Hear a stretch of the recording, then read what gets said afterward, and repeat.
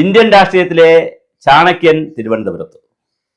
എന്നാൽ ചാണക്യൻ തിരുവനന്തപുരത്തുള്ളപ്പോൾ വിഴിഞ്ഞം ഉപതെരഞ്ഞെടുപ്പിൻ്റെ ആരവം ഇന്ന് 6 മണിയോടുകൂടി ആരവം കഴിയും. 5-6 മണിയോടുകൂടി പോലീസ് പറയും മതി, പരസ്യപ്രചാരണം കഴിയും, മൈക്ക് അനൗൺസ്മെൻറ്റ് പോലെ. അപ്പോൾ വിഴിഞ്ഞം ജംഗ്ഷനിൽ നിന്ന് ചെന്നാൽ നല്ല രസകരമായ നല്ല ഒരു സംഘർഷാത്മകമായ രംഗം കാണാം. സംഘർഷമൊന്നും ഉണ്ടാവില്ല, കാര്യം ഒരുപാട് പോലീസ് അവിടെ ഉള്ളതുകൊണ്ട് സംഘർഷമൊന്നും ഉണ്ടാവില്ല. പക്ഷെ നല്ല രസകരമായ ഒരുപാട് രംഗങ്ങൾ ഇന്ന് കാണാൻ പറ്റും. അപ്പോൾ നാളെ കഴിഞ്ഞാൽ നാളെ നിശബ്ദ പ്രചരണമാണ്, മറ്റന്നാൾ വോട്ടെടുപ്പാണ്. 2 ദിവസം കഴിയുമ്പോൾ വിഴിഞ്ഞത്തിൻ്റെ റിസൾട്ട് വരും. വിഴിഞ്ഞം രക്ഷപ്പെടുമോ? വിഴിഞ്ഞം രക്ഷപ്പെടുമോ എന്ന് ചോദിക്കുമ്പോൾ ഒരു ചോദ്യം വളരെ പ്രധാനമാണ്. BJPക്ക് കോർപ്പറേഷനിൽ അധികാരത്തിൽ വന്നതിന് ശേഷം വിഴിഞ്ഞം മണ്ഡലത്തിൽ പോയി പ്രവർത്തിച്ച് നിവർത്തിച്ചെടുക്കാനുള്ള സമയം കിട്ടിയോ? 1 മാസം കൂടെ കഴിഞ്ഞിരുന്നെങ്കിൽ കുറേ പ്രോജക്റ്റുകളും കൂടിയായിട്ട് BJPക്ക് അവിടെ പോകാമായിരുന്നു. ഇപ്പം അത് പറ്റുന്നില്ല, വെറുതെ പോകേണ്ടി വരുന്നു BJPക്ക്. ആ പോയത് കൊണ്ട് ഇനി വാഗ്ദാനങ്ങൾ കൊടുക്കാനേ പറ്റുള്ളൂ, അല്ലെങ്കിൽ തൊട്ടടുത്ത മണ്ഡലത്തിൽ പോലും ഒന്നും നടപ്പിലാക്കി കാണിക്കാൻ പറ്റിയിട്ടില്ല BJPക്ക്. ഒരു പ്രൊജക്റ്റ് പോലും ചെയ്യാൻ പറ്റിയിട്ടില്ല. അപ്പോൾ അങ്ങനെ ചെറിയൊരു പീരീഡ് കൊണ്ട് കിട്ടിയത് കൊണ്ട് BJP വിചാരിക്കുന്ന പോലെ അവിടെ കയറ്റിയെടുക്കാൻ പറ്റുമോ എന്ന് അറിയില്ല. കോൺഗ്രസ് അവിടെ ശക്തമായി രംഗത്തുണ്ട്. പ്രത്യേകിച്ച് പള്ളിക്കാരൊക്കെ കൂടി കോൺഗ്രസിൻ്റെ പിന്നിൽ അണിനിരക്കുന്നു എന്നൊരു വാർത്തയാണ് വന്നുകൊണ്ടിരിക്കുന്നത്. അങ്ങനെയാണെങ്കിൽ അമിത്ഷാ തിരുവനന്തപുരത്ത് വന്നതുകൊണ്ടും അതിൻ്റെ ഒരു ബെനിഫിറ്റ് വിഴിഞ്ഞത്തേക്ക് കാറ്റിലേക്ക് പോകാനുള്ള സാധ്യത കുറവാണ്. എന്നാൽ വിഴിഞ്ഞത്തിൻ്റെ ആളുകൾ വിചാരിക്കുകയാണ്, നമ്മളുടെ ഒരു സീറ്റും കൂടി BJPക്ക് കൊടുത്ത് കോർപ്പറേഷനിൽ നരേന്ദ്രമോദിയോ അമിത്ഷായോ ഒക്കെ കൊണ്ടുവരുന്ന വികസനത്തിൻ്റെ ഒരു പങ്ക് ഡയറക്റ്റായിട്ട് നമുക്ക് കിട്ടട്ടെ, ഒരു പ്രതിപക്ഷ കൗൺസിലർ വഴി വേണ്ട, ഒരു ഭരണപക്ഷ കൗൺസിലർ വഴി തന്നെ നമുക്ക് കിട്ടട്ടെ എന്നുള്ള ചിന്തകളൊക്കെ ഉണ്ടെങ്കിൽ BJPയുടെ സാധ്യതയും നമുക്ക് തള്ളിക്കളയാനാവില്ല. അപ്പോൾ എന്തായാലും തോൽക്കുമോ ഇല്ല എന്നുള്ളത് പറയാൻ കഴിയില്ല. കമ്മ്യൂണിസ്റ്റ് പാർട്ടി CPM അവിടെ ചിത്രത്തിലില്ല എന്നുള്ളതാണ് ഇപ്പോൾ കേൾക്കുന്നത്. ഇനി പക്ഷേ പരമ്പരാഗതമായി CPM വിഴിഞ്ഞത്ത് ജയിച്ചിട്ടുണ്ട്, വിഴിഞ്ഞം പഞ്ചായത്ത് CPM ഭരിച്ചിട്ടുണ്ട്.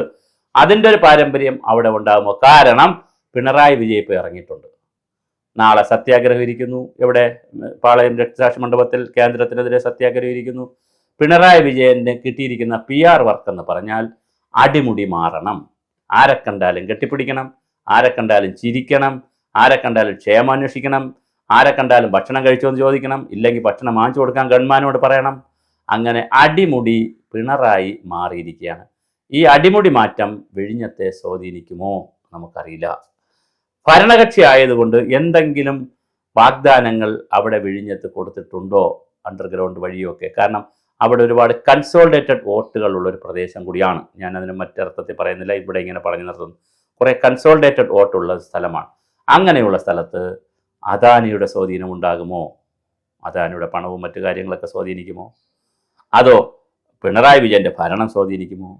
അതോ കേന്ദ്ര ഗവൺമെൻറ്റിന് തന്നെ ചില ഭരണ സ്വാധീനം അവിടെ പോകുമോ?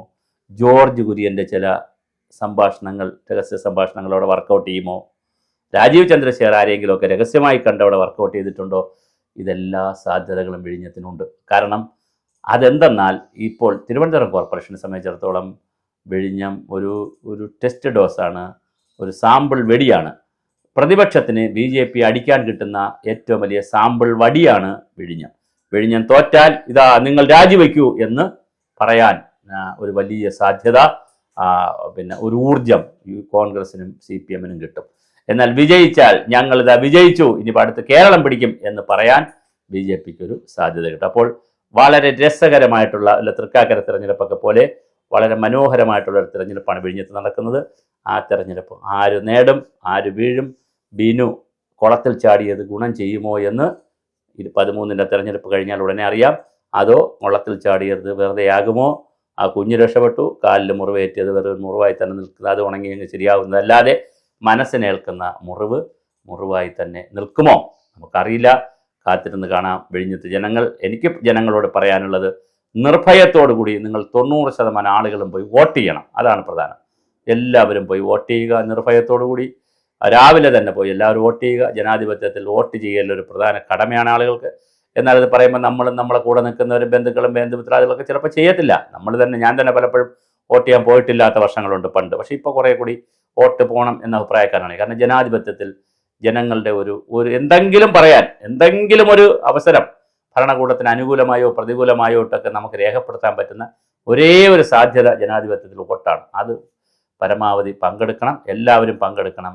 വിഴിഞ്ഞത്തെ സംബന്ധിച്ചിടത്തോളം ബി ജെ പിയുടെ വാട്ടർലൂ ആകും, അവിടുത്തെ വാട്ടർലൂ ആകുമോ, അതോ മോഡിയൊക്കെ വരുന്നു, അമിത്ഷാ ഇന്ന് വന്നിട്ടുണ്ട്, ഈ പശ്ചാത്തലത്തിൽ വിഴിഞ്ഞത്ത് വലിയ മാറ്റമുണ്ടാകുമോ? എനിക്ക് മനസ്സിലാകാതിരുന്നൊരു കാര്യം, ഇന്ന് വിഴിഞ്ഞത്ത് അമിത്ഷായുടെ ഒരു പരിപാടി വെച്ചിട്ടില്ല എന്നാണ് ഞാൻ മനസ്സിലാക്കുന്നത്. എന്തുകൊണ്ട് അത് ഉണ്ടായില്ല? ഒരുപക്ഷെ അങ്ങനെയും കൂടി ഒരു പരിപാടി പ്ലാൻ ചെയ്ത്, പക്ഷെ നേരത്തെ ചിലപ്പോൾ പ്ലാൻ ചെയ്ത് പോയി കാണും അമിത്ഷായുടെ പരിപാടി, അതിന് സമയം ടൈറ്റായി പോയി കാണും. അതുകൊണ്ട് ഇപ്പോൾ വിഴിഞ്ഞത്തുകാരെയൊക്കെ ഇവിടെ കൊണ്ടുവന്ന് തിരുവനന്തപുരത്ത് കൊണ്ടുവന്ന് ചിലപ്പോൾ അമിത്ഷായെ കാണിക്കുകയും വാർത്തയാക്കുകയൊക്കെ ചെയ്യുമായിരിക്കും സ്ഥാനാർത്ഥിയെ. അല്ലാതെ വിഴിഞ്ഞത്തൊരു പരിപാടി വെച്ചിരുന്നെങ്കിൽ ഒരുപക്ഷെ മറ്റൊരു തരത്തിലുള്ളൊരു പൊതുജന പരിപാടി വിഴിഞ്ഞത്ത് വെച്ചിരുന്നെങ്കിൽ അതിന് മറ്റൊരു മാനം ഉണ്ടാകുമായിരുന്നു. പക്ഷെ അതെന്തായാലും ബി ജെ പി ചെയ്തില്ല, അതിനവർക്ക് സമയം കിട്ടി കാണത്തില്ലായിരിക്കാം.